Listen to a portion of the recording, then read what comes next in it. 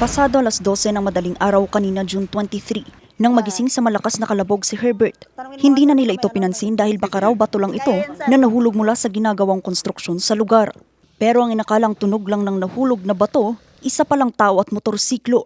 Nadiskubre lang yan pasado alas 4 na ng umaga kanina. 4:30 lang, natignan namin na may ilaw sa baba na gumiginang-ginang.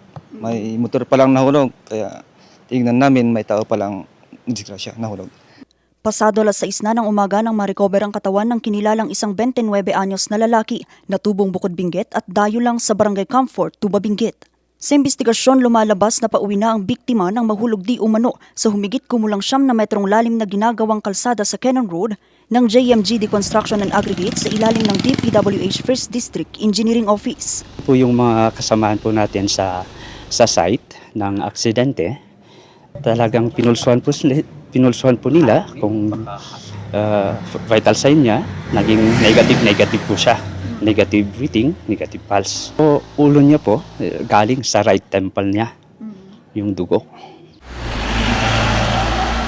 Sa tingin ng barangay, posibleng kulang ang ginamit na safety devices sa lugar ng kontraktor. Lagyan nila ng sign kasi wala yata. Walang sign dito. Oo. Kulang talaga sir.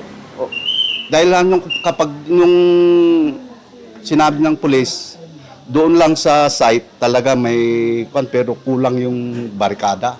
Ma'am, may mga instruction kami na talagang dapat may mga barricades, may meron naman nakalagay ma'am na mga kondyan.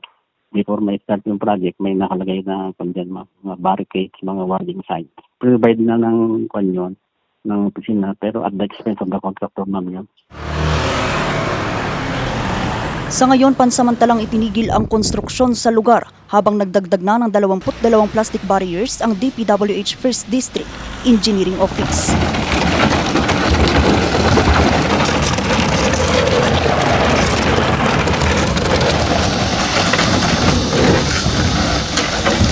Vanessa Bugtong, RNG News.